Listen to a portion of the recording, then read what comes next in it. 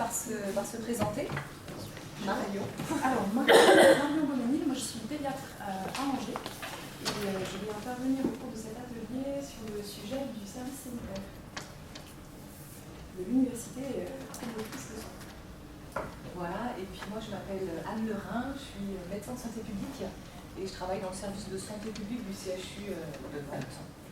Et puis je vais vous parler de la démarche hôpital promoteur de santé.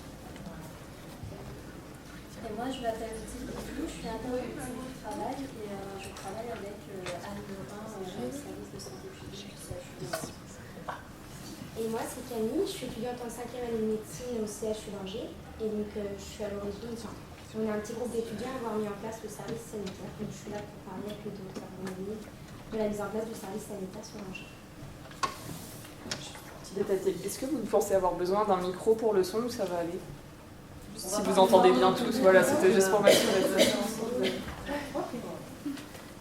On a besoin de vous connaître aussi, donc ça va peut-être être long de faire un tour de table complet. Une technique qui vous est proposée pour qu'on puisse quand même identifier un peu qui vous êtes et vos attentes. Ouais, alors, vite fait. Ça fait vite fait, hein. On nous attend. On attend tout l'après-midi devant nous. Voilà, on s'est réparti un peu une demi-heure pour parler du service sanitaire. Et puis une demi-heure pour parler de la démarche hôpital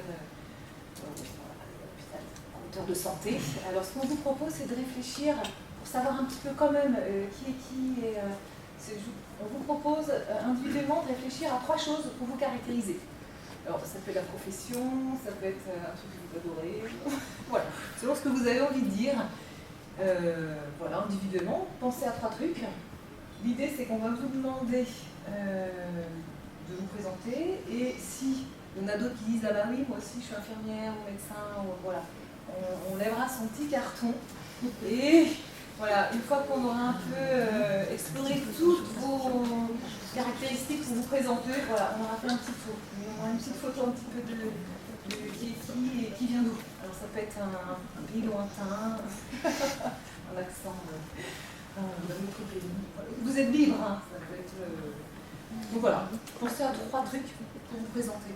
Vous auriez envie de partager ensemble. Vous pouvez les garder dans vos têtes ou les noter, comme vous voulez. C'est parti, on se lance. Alors, qui veut nous donner l'une de ces caractéristiques qui se jette après? On va vous faire expérimenter. Oui. J'enseigne. C'est une caractéristique. J'enseigne. Alors, qui aussi enseigne? On peut participer aussi. Hein. Il y a des garçons. Ok. Il y a des enseignants dans la salle. Qui en veut une autre? Une autre caractéristique. Médecin de santé publique. Médecin de santé publique. On est 2. Ah, on va attendre, hein, il y a peut-être d'autres professions qui vont. Oui. Étudiante en diététique. Étudiante en diététique. J'ai déjà établé. Ah, ok. Et diététicienne. Diététicienne alors. Thématique. Ah oui, alors vous avez normalement un petit carton devant vous. On a des cartons supplémentaires si besoin. Hein. C'est juste. Ok. Alors, quelqu'un d'autre? Médecin prévention. D'accord. On commence à couvrir un peu qui s'est pas retrouvé. On est parti sur le professionnel. Hein. Qui manque? Innovation et santé. Innovation et santé. C'est quel. C'est le développement économique. D'accord. C'est bien, comme ça, on va être vraiment dans la promotion de la santé, on va être sur un champ très large. Ok. Une autre caractéristique? Oui. Je soigne. Je soigne, alors. Qui soigne? Ah, bah finalement, il y a peut-être de faire aussi. Ok. On peut se retrouver dans plusieurs, hein. On peut se lever son carton autant de fois qu'on veut. Hein. Autre caractéristique? Non. Qui habite Nantes? Qui habite le 44? Moi, 44. Voilà, moi je veux dire 49. Qui habite 49? Il y a d'autres départements? 35. 35. Tu viens de loin, qui dit mieux? 53. Donc, la Bretagne. C'est colloque. Ok, une autre caractéristique. Est-ce que vous pourriez... vous avez pensé dans vos têtes, ah oui, j'avais dit ça quand même, je voudrais le chocolat. Une autre qui n'a pas été dit. Je dépiste. Je suis soignant, donc c'est dépister. Dépister, qui fait du dépistage. Ça peut être un peu, hein, ça peut être même un peu. Ok, c'est intéressant, on a un champ de prévention primaire, secondaire, tertiaire. Je travaille dans l'éducation thérapeutique. Ok. Qui, voilà, ne s'est encore pas du tout retrouvé dans ces présentations. Le domaine de l'activité physique. Ah. Adaptée. Qui est dans l'activité physique adaptée. C'est bien. C'est bien, comme ça on a beaucoup de diététiciennes, de futures diététiciennes. On aura le point de vue sur l'environnement, un focus beaucoup plus très haut, à part, soigne en médecin, santé publique, prévention. Bon, super. Alors, voilà, c'était juste pour que nous ayons une petite idée pour savoir à qui on allait s'adresser. Marion, du coup, va vous présenter pendant 5 minutes un petit peu qu'est-ce que c'est que ce service sanitaire. Et après, on vous mettra en travail de réflexion et d'échange pendant 10-15 minutes. C'est ça, parce que c'est vrai que le format est un peu différent de peut-être ce que vous avez eu ce matin, à moins que ce matin vous avez eu des choses aussi très participatives. Mais l'objectif, c'est de parler de ces sujets dans un format participatif. Vraiment, n'hésitez pas à intervenir. Moi, je dois vous parler du service sanitaire. Est-ce que je retrouve évidemment? Je ne retrouve pas. Alors évidemment, quand il y a du participatif, évidemment qu'à un moment vous allez parler, moi j'ai mes petits outils d'animatrice pour que je pique à mes enfants pour l'écoute. À un moment où il y aura besoin de reporter votre attention, j'utiliserai, si c'est pas assez, j'ai l'harmonica. Voilà, donc pour réguler. À un moment où il y aura besoin de attirer votre attention en grand groupe. Alors rapidement, le service sanitaire. Déjà, vous êtes venu dans cet atelier plutôt pour le service sanitaire ou plutôt pour hôpital promoteur de santé? Vous avez vraiment santé vous libre. Qui avait envie d'entendre parler du service sanitaire en particulier? Levez vos cartons. Levez votre carton. Voilà, parce que peut-être il y a un sujet qui vous intéresse davantage et du coup on peut passer plus vite, n'hésitez pas. Donc le service sanitaire, moi je vais vous parler d'expérience en juin, puisque le service sanitaire, normalement il est maintenant sur tout le territoire national, mais il a été assez élaboré à Angers parce qu'il avait commencé avant qu'il soit devenu obligatoire. Donc je n'ai pas de conflit d'intérêt, toi non plus Camille. Je vous ai écrit les principes généraux. Le service sanitaire, est-ce que vous savez un petit peu de quoi il s'agit? Pas du tout. C'est le déploiement au cours des études en santé, donc études de médecine, pharmacie, sage-femme, infirmière, masseur-kinésithérapeute, le déploiement d'actions de prévention, de promotion de la santé auprès de publics. Initialement, c'était centré surtout sur les collégiens et les lycéens, mais maintenant, ça s'élargit à bien d'autres publics, en particulier des publics précaires, pour pouvoir conduire donc, des actions de prévention. Au départ, c'était par les pairs, c'est-à-dire que l'idée était de faire intervenir des étudiants assez jeunes, en 2e, 3e, 4e année, auprès de publics de collégiens et de lycéens, pour qu'il y ait une identification dans la transmission des messages de santé. C'est devenu obligatoire depuis septembre 2018 pour les universités de santé de mettre ça en œuvre pour leurs étudiants. Et selon les facultés, il y a quand même une grande autonomie, soit dans les thématiques, soit dans les publics choisis. Et donc là, moi, je vais vous parler de l'expérience d'Angers. L'objectif du service sanitaire, pour les étudiants qui vont être des futurs professionnels, c'est de s'initier à la prévention primaire et à la promotion de la santé, parce qu'en fait, quand on commence des études de santé, on a un peu une idée qu'on va sauver l'univers, peut-être réaliser des grandes choses, faire des opérations à cœur ouvert. Et puis finalement, en fait, ça se passe beaucoup dans la relation avec la personne, avec le patient, mais avant tout avec la personne. Et donc c'est très important d'avoir cette dimension dans toute la prise en charge. Et ce qui est intéressant aussi dans ce projet, c'est qu'il y a une interprofessionnalité, il y a un mélange entre les différentes facultés de l'université de santé. Donc il y a des groupes qui se mélangent entre les différentes filières et avec la conduite de projets. Et pour le public qui est ciblé, c'est de pouvoir accéder à une sensibilisation à une thématique. Alors là on parle de la nutrition, mais ça pourrait être d'autres thématiques. L'objectif c'est quand même de toucher les publics fragiles pour lutter contre les inégalités en fait, qui sont liées aux déterminants sociaux ou de territoire.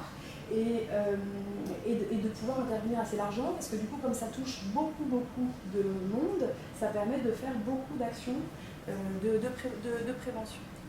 Alors à Angers, ça avait commencé déjà en 2015 sur une initiative des associations d'étudiants en médecine, donc Camille, toi tu faisais partie. Ils avaient réfléchi à l'échelle nationale pour mettre en place une éducation surtout à la sexualité des adolescents. Ça avait été ça la première initiative. Et ils ont commencé par bricoler au sens où ils étaient bénévoles, c'était sur leur temps personnel, c'était en dehors de leur stage. Ils se sont heurtés à des difficultés, comme par exemple des refus des établissements qui se disaient mais comment ça, des étudiants bénévoles qui viennent pour parler de la sexualité, aussi des difficultés parce qu'il y avait déjà des systèmes en place aussi des actions qui ne voyaient pas ça forcément d'un très bon œil. Et au fil du temps, en fait, vous voyez là, on a recensé, c'est une étudiante en médecine qui en a fait sa thèse, les étudiants qui se sont mobilisés initialement de façon bénévole pour aller auprès de certains établissements scolaires, ça c'était donc dans le Maine-et-Loire. Vous voyez qu'en 3 années, depuis que c'est obligatoire l'an dernier, il y a eu vraiment un déploiement du service sanitaire, parce que maintenant il y a à peu près donc, 300 étudiants par an qui bénéficient de cette formation pour ensuite aller sur des terrains de stage dans les collèges et les lycées. Et ça n'est plus sur du temps personnel bénévole, mais ça fait partie intégrante de la formation universitaire. Les thématiques, elles sont variées. Donc je vous montre les étudiants du coup, de l'Université d'Angers. Ils ont un Moodle, donc ils y vont sur ce Moodle et ils accèdent à du contenu théorique sur la prévention ou sur les addictions, la nutrition, la vie affective et sexuelle. Alors, vous voyez tout un tas de thématiques qui ont un lien avec la santé et l'éducation à la santé. Et ils s'inscrivent pour une thématique, mais ils peuvent très bien les piocher dans les autres, parce que quand on intervient auprès d'un public, on sait bien qu'il n'y a pas que des questions centrées sur une seule thématique, parce que les personnes, évidemment, elles ne sont pas découpées en petits morceaux, mais ils sont censés s'occuper d'une thématique particulière. Donc là, c'est celle de la nutrition. Et ils ont donc en ligne accès à du contenu théorique. Là, vous voyez, ils ont accès en fait à des petites vidéos qui leur parlent pour ce qui était de la nutrition et de l'activité physique, de l'alimentation chez les adolescents avec les recommandations du BNLS, quels sont les déterminants psychosociaux dans l'alimentation chez les adolescents. Donc ils ont accès à des données pour pouvoir ensuite aller vers ce public. Ils ont aussi accès à qu'est-ce que c'est que la prévention. Ça a été construit avec l'IRAPS. Mélanie Desrouet de l'IRAPS d'Angers est présente. Et puis, il y a aussi, on a voulu intégrer aussi la notion de rythme de vie, d'activité physique et également d'image corporelle. Parce que chez l'adolescent, c'est très très important et ça a vraiment un lien direct avec ces deux thématiques. Au-delà de ce contenu théorique, après, ils ont des séances pratiques avant d'aller dans les terrains de stage. Et du coup, comme je ne vais pas tout vous dire tout de suite, je vous propose qu'on se mette en atelier, que vous puissiez travailler, c'est-à-dire qu'on va avoir un atelier avec du mouvement. Vous allez avoir par table une feuille par groupe où vous allez noter une ou deux questions que vous vous posez sur le service sanitaire et après vous circulez de table en table en essayant d'y répondre Comme ça, on va voir si vous avez déjà des réponses. Et non, c'est Aussi plus simple, simple. les On va feuilles. J'ai les feuilles. Ça va nous faire gagner du temps. Et sauf si vous avez besoin de bouger. Si vraiment vous sentez que vous avez besoin de bouger, vous changez de groupe. Normalement, ça fait qu'un quart d'heure qu'on est là, donc on bougera peut-être. L'idée, c'est que vous puissiez y participer, répondre parce que vous avez peut-être déjà des réponses à apporter, et qu'après on puisse faire une synthèse pour que les questions que chacun se pose soient, qu'il y ait des éléments de réponse pour tout le monde et pas individuellement. Est-ce que ça vous va? Donc pendant 5 minutes, vous réfléchissez à 2 questions ensemble. Vous essayez de vous mettre par 6, par table, essayez de dire voilà, ce serait quoi les 2 questions que je me pose sur ce service sanitaire. Après, au bout de 5 minutes, pof, on prend votre feuille, ou vos 2 feuilles, et on les donne à notre groupe qui va essayer d'y répondre pendant 10 minutes. D'accord? Voilà, donc top chrono. Peut-être que vous ne posez pas de questions. C'est justement le moment de se poser des questions. Non, j'ai beaucoup trouvé sur D'accord. Des universités. pas investi. Parce que déjà toutes les universités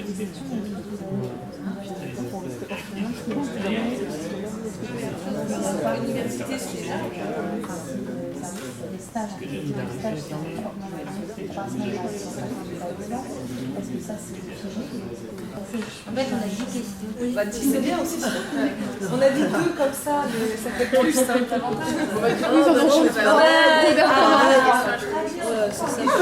L'instant s'arrête. Quelle est votre thèse? Vous savez quoi? Vous pourriez imaginer. On l'avait vu en question. Si vous ne savez pas, vous savez pas.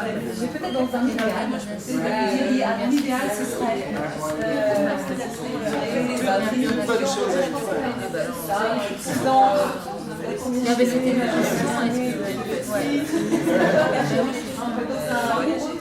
Un réaliste. Bah oui, c'est pour les étudiants. je sais pas, la question a été ah oui, j'allais dire quand les étudiants après vont Alors, merci d'avoir joué le jeu. Je vais reprendre la liste des questions parce que certaines, évidemment, sont proches, notamment sur quelle organisation au sein de l'université, envergure nationale, point d'interrogation. J'ai vu que certains avaient écrit pourquoi cela avait-il rendu obligatoire. Est-ce que toutes les universités sont concernées? Comment les étudiants sont-ils encadrés? Là, on est plus sur vraiment le côté pratique. Les étudiants ont-ils nécessairement à produire un outil de méthode? Quelle est sa validité et sa finalité? Cela se limite-t-il à un apport de connaissances? Quels sont les autres publics que les jeunes? Et l'intervention sous quelle forme concrètement? Donc il y a plus des questions, je dirais, politiques, de décision et d'organisation, et ensuite des côtés vraiment pratiques sur ce qui s'est passé dans le territoire, enfin, au sein vraiment des actions en elles-mêmes. C'est ça? Est-ce que j'ai toutes les questions? Oui. J'ai oublié personne? 4 couleurs. Vous êtes retrouvés? C'est aussi bien. Alors, du côté plutôt politique, pourquoi est-ce que ça a été rendu obligatoire ce service sanitaire? Je n'étais pas personnellement dans les réunions qui l'ont décidé. Je pense quand même que ça a été beaucoup dans la stratégie nationale vraiment de la volonté de davantage déployer la promotion de la santé et de l'ouvrir vers l'extérieur, de sortir des étudiants des universités pour aller déjà à la rencontre de publics.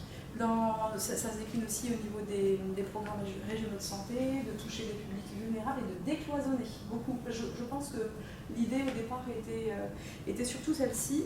Et puis je pense aussi que le succès de ce qui avait été réalisé à Angers a été remonté plus haut, et peut-être que ça a été aussi avec cette source d'inspiration que ça a permis de déclencher. Je pense qu'il y avait beaucoup de réflexions qui ont mené à cette décision pour que ce soit obligatoire. Et puis quand c'est obligatoire, c'est pour aussi que ça se fasse. Vous savez bien qu'à chaque fois qu'il y a une volonté, elle est quand même plus facilement mise en œuvre quand elle est obligatoire parce qu'il y a une obligation de moyens. Donc je pense que ça c'est un premier élément. Et toujours sur l'aspect plutôt de l'organisation au sein de l'université, y a-t-il un cadre national législatif? Quels sont les ministères impliqués? Je pense que c'est surtout l'éducation, le ministère de l'Éducation.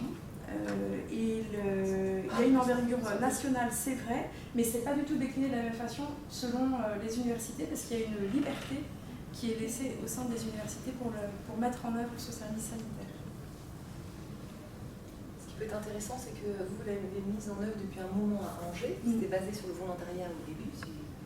Tout à fait. Alors, nous, on a, à Nantes, là, on a commencé avec ce côté obligatoire, donc pour tous les étudiants. C'était une directive du ministère de la Santé qui arrive aux ARS, et les ARS se sont dit il faut y aller.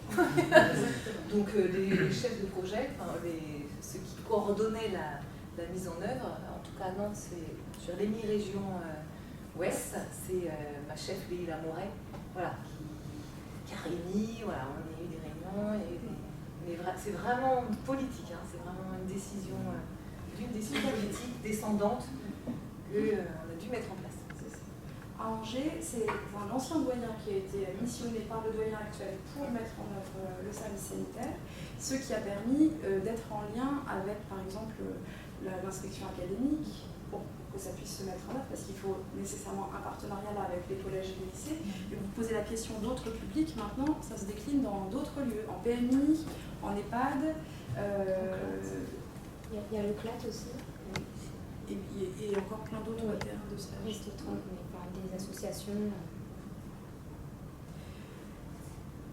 Est-ce que ça va pour la question des décisions ministérielles? Sur les publics adultes, en fait? Sur des publics adultes.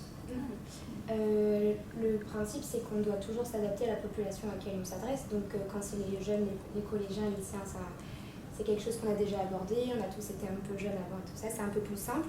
Par contre, pour les personnes âgées, par exemple, ceux qui interviennent dans des maisons de retraite, il faut s'adapter à la population. Donc, on fait toujours une enquête un petit peu du terrain avec le directeur d'établissement, les personnels de santé qui sont déjà sur place pour nous renseigner sur les pathologies, éventuellement sur comment sont les résidents. Et les étudiants qui doivent intervenir dans ce genre d'établissement s'adaptent. Et donc, du coup, ils ne vont pas parler pareil de la sexualité, par exemple, avec des jeunes qu'avec des personnes âgées, pareil de la nutrition, de l'activité physique. Ce sera plutôt, par exemple, bien lasser ses chaussures pour éviter les chutes chez les personnes âgées, l'hygiène dentaire pour éviter toutes les pathologies avec les portes d'entrée buccales qui entraînent des pathologies. Voilà, on s'adapte en fonction du public auquel on s'adresse.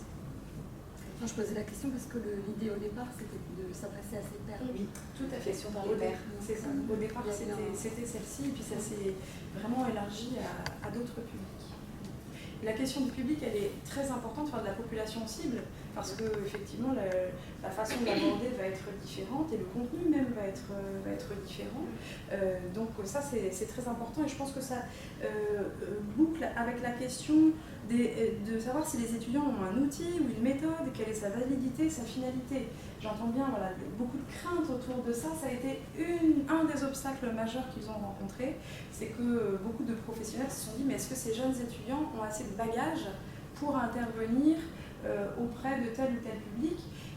Ça, c'est vrai qu'en plus le caractère obligatoire rend les choses plus difficiles, parce que quand on est sur la base du volontariat, on a des personnes qui sont nécessairement plus sensibilisées à cette question et qui ont qui sont motivées pour le faire. Mais dans la mise en œuvre, il y a un accent qui a été mis sur le public concerné. Là, pour les adolescents, puisque c'était l'expérience que moi je rapportais, il y a eu des notions qui ont été expliquées sur qu'est-ce que c'est une population adolescente, qu'est-ce que c'est un groupe d'adolescents. La question aussi de savoir dans les collèges comment est-ce qu'il faut intervenir. Est-ce qu'il faut qu'il y ait le professeur principal? Est-ce qu'il faut qu'il y ait le directeur du collège qui soit présent? Tout ça, ça a été discuté dans la préparation à la mise en œuvre du service sanitaire. C'est-à-dire que quand même la personne qui était responsable de ça a beaucoup démarché les établissements scolaires pour expliquer quel était le cadre de l'intervention et pour rassurer. Et notamment pour dire non, c'est pas nécessaire qu'il y ait un prof. Justement, on aimerait mieux que les professeurs ne soient pas là pour que ce soit pas comme en classe en fait, et que ce soit vraiment des séances qui soient bien distinctes des heures de classe. Mais ça reste évidemment une question, c'est-à-dire que certains vont être à l'aise avec certains publics et d'autres pas. Ils interviennent du coup en binôme ou en trinôme, c'est-à-dire qu'ils ne sont pas seuls, avec un groupe. Camille, toi tu es intervenue plusieurs fois, donc vous étiez plutôt en binôme. Nous, on était en binôme. Maintenant, avec l'extension du service sanitaire, c'est plutôt des trinômes et toujours interprofessionnels. Médecins, pharma, sage-femme, infirmiers, toujours. Il y avait la question des professions concernées. Dans les textes, ce sont les métiers que j'ai cités tout à l'heure. Médecine, pharmacie, sage-femme, kiné, infirmière. Dentaire. Comment ? Dentaire. Dentaire, également, dentaire, oui. C'est par exemple pas des diététiciennes. C'est pas profession de santé, c'est normal. Encore les C'est infirmières. pas profession de santé. Et ça pourra peut-être s'étendre à d'autres. L'idée, c'est que ça s'étende. Mais D'autres domaines. je sais que par rapport à, on a commencé l'année dernière, la formation théorique. Donc en gros, ils avaient des cours magistraux et une séance en petit groupe, petit groupe de 10, voilà, une matinée. Là, cette année, on a réussi à faire 3 matinées, un petit groupe de 15, et en pluri-pro. Ça, c'est déjà une petite amélioration. Et c'est vrai que les stages, comme ils sont 400 à devoir trouver un stage, donc en fait, on ne trouve pas assez de lycées et de collèges pour les caser tous selon les périodes découpées par mois. Là. Donc c'est vrai qu'on ouvre pendant les vacances scolaires aux EHPAD. L'idée, c'est de trouver d'autres terrains de stage et cette idée aussi de faisabilité. Et on fait ce qu'on peut. Tout à fait. Et par rapport aux outils qui sont utilisés, le format du stage, c'est donc l'entrée dans le service sanitaire sur une période de 6 semaines, avec d'abord la nécessité d'accéder au contenu théorique qui leur est fourni. On leur dit que c'est obligatoire d'avoir écouté toutes les vidéos et répondre à un questionnaire qui n'est pas tant pour être sûr qu'ils aient des connaissances parfaites, mais pour être sûr qu'ils aient quand même regardé les vidéos en question. Et ensuite, il y a une session pratique qui est actuellement organisée par le service de médecine préventive de l'université, avec une infirmière qui est spécialisée dans la prévention et qui leur fait part des techniques d'animation, de la posture éducative, et qui leur présente les outils de la thématique concernée. Alors en fait, c'est bien plus complexe que ça, parce que ça ne repose pas que sur une personne. Et il y a un partenariat avec plusieurs associations, et donc il y a des interventions spécifiques par thématique sur le plan pratique pour que les étudiants manipulent un outil qui leur est présenté, donc qui est existant, donc en théorie le plus souvent qui est validé, mais je ne peux pas vous le garantir à 100% parce qu'ils sont aussi très créatifs et qui vont chercher aussi plein d'idées sur Internet ou dans leurs bouquins ou selon ce qu'ils ont en tête pour pouvoir ensuite aller auprès des collégiens où ils font 4 séances d'1h30. La première est plutôt un peu diagnostique, c'est-à-dire qu'ils essayent de voir comment se compose le demi-groupe, souvent c'est une demi-classe, avec un questionnaire pour savoir quelles sont un petit peu les représentations dans ce groupe sur la thématique et pour définir avec eux de quoi ils ont envie de parler. Et après, ils ont 3 interventions avec ce même groupe et entre les deux, ils ont du temps pour se dire on va utiliser tel outil, on va utiliser telle chose, mais il y a telle question, est-ce qu'on ne pourrait pas piocher dans telle thématique. Et après, il y a ces 3 sessions qui se passent dans le collège ou dans le lycée. Et la dernière, elle sert aussi de bilan. Voilà comment ça se déroule. Est-ce que ça répond à vos questions par rapport à la question de la validité, de la finalité? Il y avait une question aussi sur le savoir si c'était uniquement un apport de connaissances. Alors, il y a de la connaissance, mais pas uniquement. Il y a aussi du savoir-être, notamment dans toutes les questions autour de l'addiction ou même des choix alimentaires. On n'est pas forcément sur du savoir pur, mais vraiment sur comment je me comporte dans mon quotidien. Camille, tu disais que vous avez aussi, de la part des étudiants, des retours. Vous aussi, vous aviez trouvé que c'était très riche en tant qu'étudiant. On leur apprend certaines connaissances, par exemple par rapport aux addictions, mais des fois, nous aussi, on est dépassés. On a peut-être 6 ans ou 7 ans d'écart, on est déjà dépassés par les nouvelles addictions qui arrivent et on ne connaît pas. Donc, même eux, ils nous apprennent, on dit, mais c'est quoi de quoi tu me parles? Et donc du coup nous explique, et nous aussi on repart avec des connaissances qui sont hyper utiles, parce que finalement si un jour on se retrouve face à un autre jeune qui me parle de ça, je saurai de quoi il me parle. Donc c'est vraiment un échange, et c'est pas que des connaissances, c'est vraiment même leur ouvrir un état d'esprit sur le débat. C'est surtout en fait des débats. Par exemple, s'il y en a un qui dit quelque chose, il y a quelqu'un qui dira non, mais pourquoi toi tu dis non, pourquoi tu dis oui. Donc en fait c'est que de l'échange, c'est vraiment les connaissances, elles viennent petit à petit, mais finalement s'ils retiennent l'essentiel de ce qu'on veut qu'ils aient retenu, c'est important, mais surtout qu'il y ait une ouverture d'esprit à la fin, c'est le plus important. Puis de toute façon, il faut revenir plusieurs fois, la prévention, c'est pas qu'un seul jour, c'est pas 3 fois dans l'année, c'est tout le temps. Donc peut-être que l'année suivante, ils auront retenu certaines choses, et puis Et ils apprennent aussi beaucoup, alors il y a cette attitude, cette posture éducative. Donc l'idée c'est qu'ils passent d'un modèle transmissif plutôt à un modèle interactif, d'échange, de débat. Donc ils découvrent des techniques d'animation, des outils d'animation pour faire participer. Le format est ludique. Le format est toujours ludique. Donc voilà, ils goûtent aussi à cette posture éducative qui pourront après réinvestir, que ce soit en éducation thérapeutique ou dans leur consultation. Donc toutes ces techniques de questions ouvertes, de reformulation, d'écoute, sans juger, sans conseiller, sans faire la morale, sans dire qu'est-ce qui est bien, qu'est-ce qui n'est pas bien de faire. Donc voilà, c'est une vraie découverte en fait pour ces étudiants. Et par rapport à la question de l'encadrement des étudiants, à Angers, ce qui a été retenu, c'est que les étudiants ont un étudiant N+1 qui est leur référent, donc un étudiant de l'année supérieure, par groupe d'intervention, qui répond un peu à leurs questions pratiques du quotidien. Un étudiant qui a déjà fait le service sanitaire l'année précédente et qui est référent tout au long de ce stage de 6 semaines. Et il y a aussi des référents au niveau de la faculté, administratif, coordonnateur, et puis pour les thématiques, il y a des référents de la thématique. Mais en pratique, moi j'étais référente en partie pour la nutrition, je n'ai jamais eu aucune question. Tout a été régulé avec les étudiants. J'ai rarement des questions. Et parce que je vois que l'heure tourne, et du coup le retour d'expérience côté public et côté étudiant. Côté public, Camille, peut-être tu vas pouvoir dire, parce que toi tu étais vraiment en contact du public. Et du coup, je sais pas si je suis assez objective, parce que je l'ai fait 3 ans au service sanitaire, donc c'est que j'aimais vraiment ça.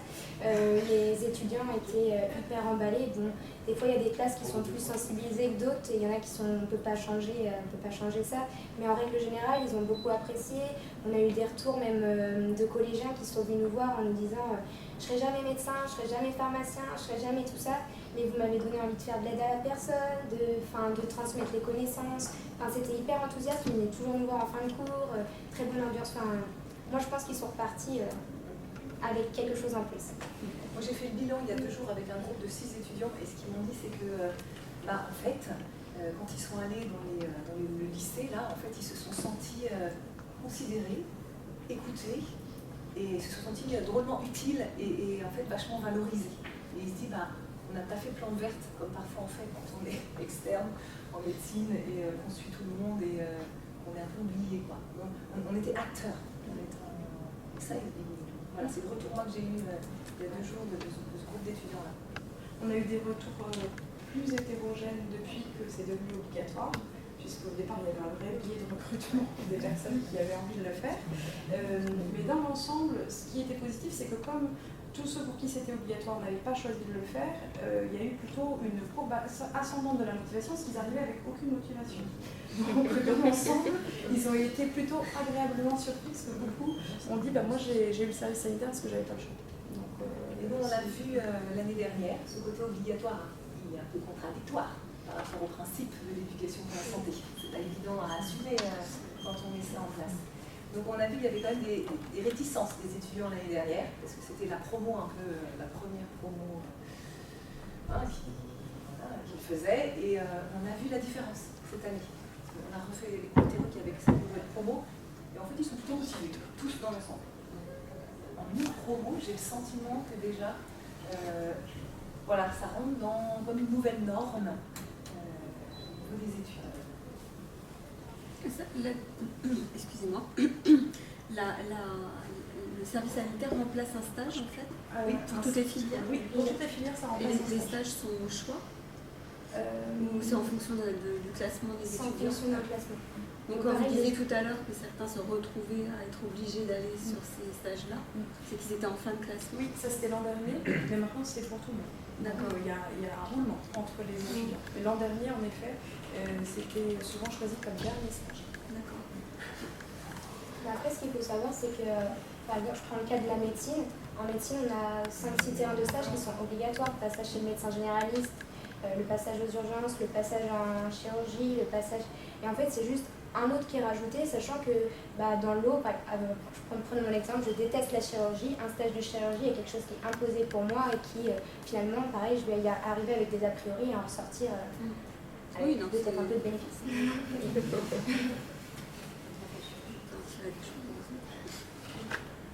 Bien, on est obligé de clore ce temps sur le service sanitaire. J'avais une vidéo à vous montrer, mais elle est très facile à trouver sur YouTube en tapant service sanitaire Angers. Il y a un petit extrait avec surtout un retour des élèves qui en ont bénéficié et des étudiants. Alors, nous passons à la deuxième partie de l'atelier. Vous avez deux ateliers en un. Donc moi, je vais vous parler de la démarche hôpital promoteur de santé au CHU de Nantes. Alors, je vais vous présenter brièvement. Je sais pas sur lequel il faut appuyer dessus. Donc en fait, voilà, ce concept d'hôpital promoteur de santé, il est assez simple. L'idée, c'est d'intégrer la prévention et la promotion de la santé au sein des établissements de santé. Donc, on est d'accord. Alors, c'est vrai qu'en 90, il y a un réseau international de l'OMS qui s'est mis en place. Donc voilà, il y a quand même au niveau politique, voilà, il y a quand même eu une envie de développer. Il y a un réseau national en 97, le réseau français lieu de santé, promoteur de santé qui s'est mis en place. Voilà, donc au sein quand même de cet engouement d'envie de développer la prévention, donc le CHU de Nantes, je reviendrai à la fin un petit peu sur les éléments qui ont contribué à faire en sorte que, voilà, on s'y est mis. À un moment, c'est ça, pourquoi le CHU de Nantes s'y est mis. Lui aussi, il y en a d'autres qui s'étaient mis avant. Alors, je ne vais pas reprendre les définitions prévention, promotion de la santé, parce qu'on en a très bien parlé avec M. Le Breton ce matin. Donc ça, maintenant, vous êtes tout à fait au clair de cette logique de prévention plutôt négative et d'éviter les risques. Voilà, on élargit à la promotion de la santé, de satisfaire ses besoins, d'évoluer avec le milieu dans lequel on vit, voilà, d'avoir plus de contrôle sur sa santé à l'échelle d'une population. Voilà. Donc, cette santé est vraiment vue de manière globale, physique, mentale, sociale, voilà, qui prend compte des déterminants multiples. Alors, pour lancer les choses, Odile, tu veux donner une petite consigne de réflexion au sein de votre groupe? Oui, donc on vous propose une deuxième activité de réflexion en groupe pour connaître un peu vos idées, vos avis sur la promotion de la santé à l'hôpital. Donc tu donnes les post-it. Oui. Donc on va vous donner des post-it, vous pouvez en prendre 3 chacun. Et l'idée c'est de noter sur chaque post-it des actions que vous aimeriez voir au CHU de Nantes, des actions de promotion de la santé en nutrition. Si vous étiez un patient ou un professionnel du CHU, donc ça peut être des actions à destination des professionnels ou alors des patients. Ou de la communauté. L'idée, c'est dans l'idéal, si vous deviez aller demain au CHU ou travailler au CHU, qu'est-ce que vous aimeriez voir en termes de promotion de la santé sur la nutrition? On peut rêver un peu. Et alors, il y a des choses qu'on a vues ce matin sur le dépistage de la dénutrition, sur une prescription d'activité physique qui serait remboursée. Voilà, soyons fous. L'idée, c'est réfléchir à qu'est-ce que vous aimeriez voir en matière de nutrition dans ce CHU à Nantes. Voilà, donc vous allez réfléchir seul. Vous allez prendre 3. L'idée, c'est d'essayer d'avoir 3 idées par personne. Et après, vous vous mettrez par 2 et après par 6. On pourrait changer. Alors, donc, prenez 3 post-it chacun. Et voilà, déjà, je vous laisse réfléchir. Moi, qu'est-ce que j'aimerais bien voir? Si j'allais voir mon papy ou pour moi ou pour mes enfants, ce que j'aimerais bien qu'il s'y passe en promotion de la santé dans ce CHU. Ou en tant que professionnel, en tant que salarié. Imaginons que je sois infirmier ou aide-soignant ou cuisinier. Toutes les idées sont bonnes. Nutrition, c'est large, hein, c'est alimentation, activité physique. Voilà, c'est les 2 volets. Hein. On est bien d'accord. C'est pas tout à fait ça la nutrition. Je veux pas critiquer. C'est l'hygiène de vie alors. Alors sur le volet, voilà, volet alimentation et volet activité physique. Vous pouvez considérer les 2. Alors, donc les 2 minutes sont découlées. Je vous propose de vous mettre par 2 et de partager ce que vous avez trouvé. Voilà, donc vous pouvez éventuellement les regrouper s'il y a des choses qui vous semblent très proches. Du coup, comme je disais, ouais, peut-être que vous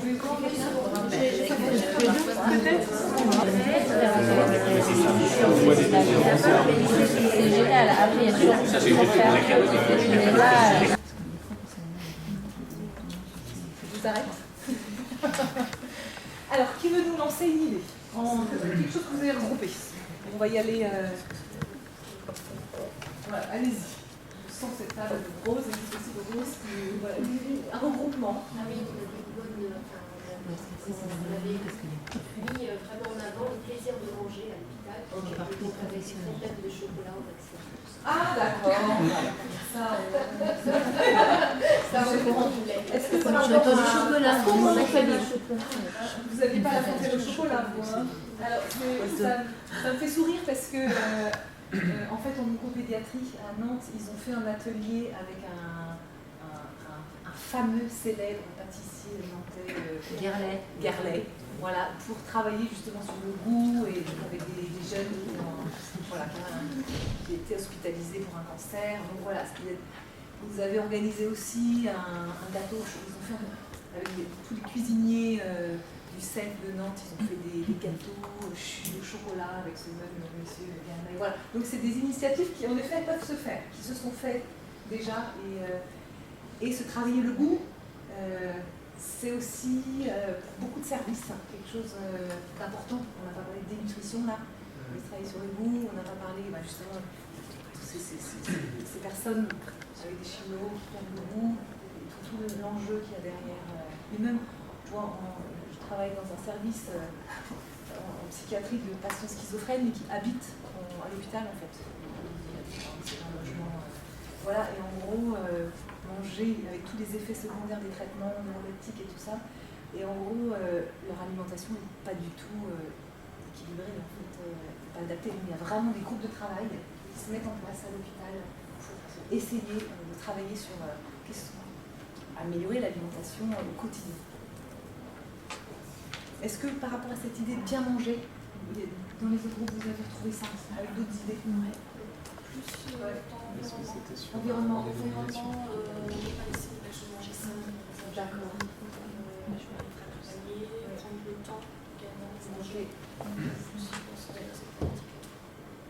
Est-ce que certains ont dit ça peut être aussi manger dans une assiette et pas dans des barquettes?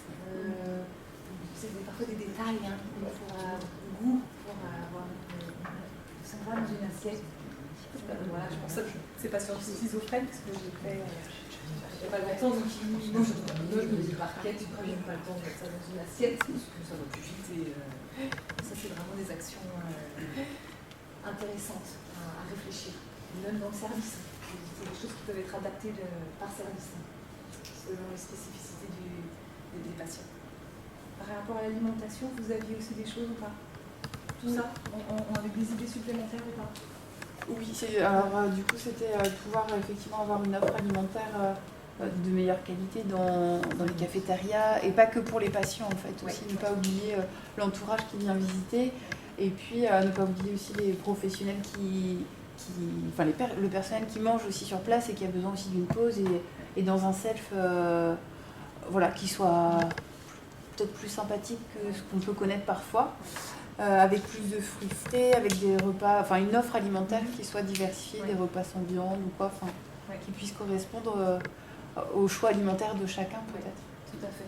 Moi j'ai vu ce mois-ci des pommes bio d'un producteur local nantais. Je me suis dit, C'est parce qu'il y a la semaine du goût. c'est pour ça. Je me suis dit, c'est bien. Je sais pas si On mange des pommes bio maintenant. Cette semaine, il y avait un burger, je sais pas quoi.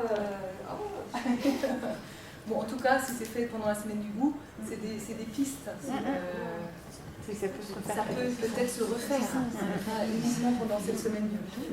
Donc, dedans, il y avait l'offre alimentaire et l'environnement. Et l'environnement aussi, oui, parce que c'est vrai que les selfs hyper bruyants. Voilà. Nous, ce qu'on fait entre collègues, on va venir à Saint-Jacques. Donc, il y a des pelouses avec des petites tables de pique-nique. Et c'est là où l'environnement peut aider. Ces tables de pique-nique, elles n'y étaient pas il y a 3 ans. Mais finalement, c'est hyper agréable de manger dehors avec ses collègues et avec des arbres, toute verdure. Et bah tiens. C'est idéal. On ne travaille pas dans le même lieu, mais c'est où je travaille, mes amis. Est-ce qu'il y a d'autres idées qui sont sorties? Pareil, sur l'environnement, là aussi, on était une salle de jeu pour les enfants, pour les gens sont au rendez-vous, il y a de la musique aussi dans les maisons. D'accord. Donc cette idée de bien-être, de lieu zen, de lieu où on se sent bien. Des lieux de vie. Des lieux de vie, agréables. Donc c'est vraiment dans cette vision globale que on se sent bien et moins on stresse, et moins on va aller acheter du chocolat, on va manger toute la bouteille de chocolat. Ok. D'autres idées que vous aimeriez bien voir comme ça dans un CHU en termes de nutrition, en termes d'action de promotion? Moi, j'ai beaucoup aimé la suggestion ici d'une collègue qui parlait de débat professionnel. Au fond, un hôpital promoteur de santé, il faut qu'il réfléchisse. Et c'est vrai que dans les pratiques professionnelles, on est souvent dans la situation où personne ne réfléchit, on n'a pas le temps de réfléchir. Et je pense que c'est quelque chose, c'est le départ. Ça prend des espaces où les professionnels peuvent réfléchir. Et par exemple, poser des questions très, très bêtes comme on dit à nos patients de faire de l'activité physique, mais nous, on n'en fait pas. Donc, comment on peut... Cette idée de cohérence aussi. Il y a la question de cohérence aussi. Quand on fait un congrès, je suis allée à un colloque hôpital promoteur de santé. Et il y avait à Bordeaux il n'y a pas longtemps. Et c'est vrai que le soir, on était invité à tous les intervenants. Et il n'y avait que la charcuterie, du fromage, ça m'a fait sourire. C'est cette notion aussi de cohérence. Cohérence. Je regardais, là, plus personne sur les escalators depuis ce matin. Non. Pour les escalators. Alors, du coup, à Nantes, on a fait une sorte de diagnostic de situation. En fait, on a fait une enquête. Sur les 5 dernières années, on a feuilleté tous les revues, les bulletins du CHU, les lettres d'information, en fait, de com, pour relever tout ce que nous, on considérait comme action de promotion de la santé. Et après, on a fait notre tournée des popotes, des différents services, de tous les PHU, en CHU, pour voir, est-ce que ce qu'on avait recueilli, c'était ce qu'ils faisaient, est-ce qu'on avait oublié plein de choses, et quels étaient leurs projets, leurs priorités. Et c'était drôlement intéressant, parce qu'au début, on voyait bien que, c'est quoi cette réunion-là, ils n'y voyaient pas trop de sens. Et finalement, au fil des échanges, ils se rendaient compte, qu'il y avait quand même des choses qui pouvaient être intéressantes pour les patients, mais aussi pour eux. Parce que les professionnels, les salariés sont complètement visés. L'idée, c'est vraiment de pouvoir faire des actions pour améliorer la qualité de vie au travail des salariés aussi. Donc voilà, finalement, c'était des espaces d'échange et des idées sont sorties et finalement des projets sont nés de ces réunions-là. Donc ça, on a impliqué du coup ces projets, cette démarche hôpital promoteur de santé, et l'idée, ça va être d'accompagner ces professionnels dans ces nouveaux projets.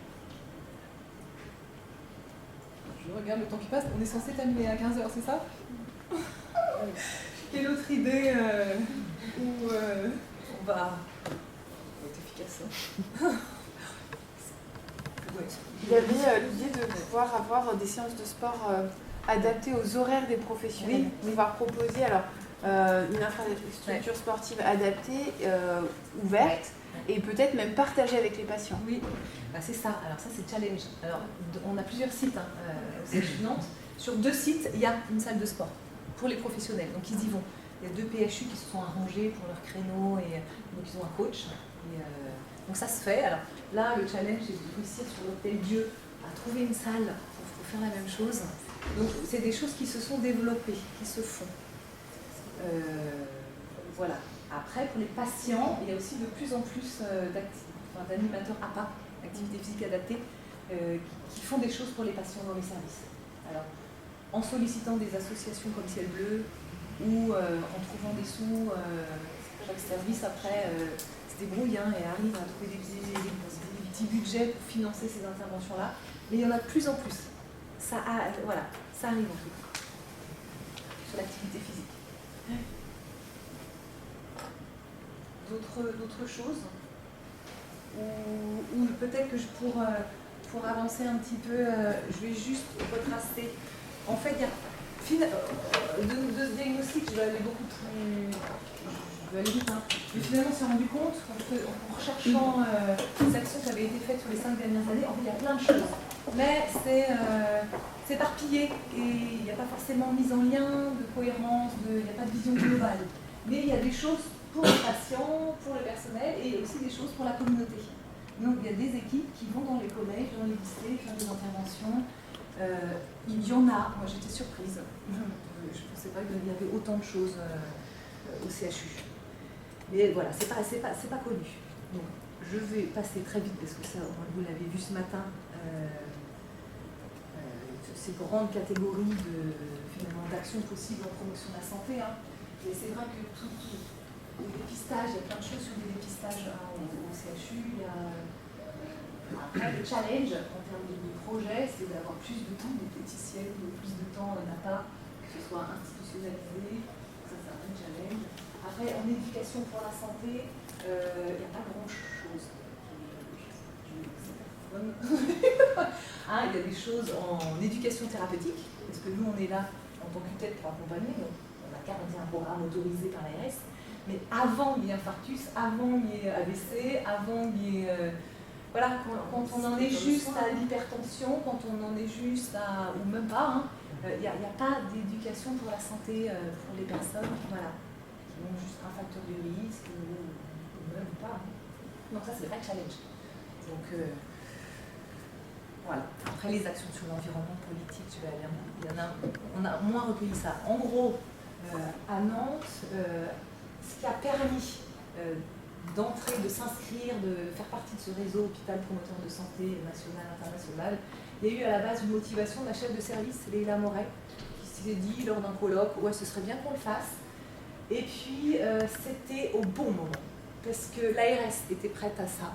Elle voulait développer, voilà, c'est un souhait vraiment aussi politique de développer la prévention. Notre directeur général de l'hôpital est à fond, il dit il faut que vous fassiez un truc pour répondre à l'appel à projet de l'ARS. Donc voilà, aussi un DG qui veut prendre en compte le virage des missions des CHU et avec ce grand volet prévention. Il faut faire de la prévention. Nous, on s'est structuré au CHU, il y a eu la création d'un comité, d'un groupe de travail, un COPIL, avec voilà, une implication de la direction. Donc on n'est pas tout seul dans notre service de santé publique là. Et puis une équipe projet. Donc moi je travaille sur le projet, mais il y a ma chef Leïla Moret qui travaille beaucoup. Il y a Lucie Malogy qui n'est pas là aujourd'hui, mais qui termine son internat et qui sera chef de clinique et qui a beaucoup contribué aussi à ce diagnostic de situation. Donc voilà, il y a un leadership aussi opérationnel. Et puis notre diagnostic initial, c'était vraiment une impulsion, sachant que là, on en est à l'étape de trouver des moyens dédiés. Parce que on est tous convaincus de l'utilité de la prévention. Après, voilà, vu la charge de travail pas demandé de faire plus un moyen constant. On vient de répondre à un appel à projet de l'ARS. On croise des doigts. Il y a cette idée de pouvoir constituer un centre d'éducation pour la santé au sein de l'hôpital, voilà, qui mettrait en œuvre des actions éducatives pour les patients, mais aussi pour les professionnels et pour la communauté. Voilà, rester, travailler en partenariat. Donc on en est là. Mais en effet, c'est nouveau, hein. Ça reste nouveau, on en est au début. On y croit. Réponse en novembre pour les moyens depuis. Voilà, si je vais vous laisser, parce que c'est ça, si vous ne voulez pas rater votre pause, c'est maintenant, c'est ça. Hein.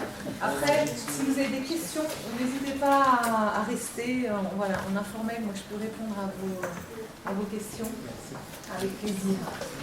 Bonne.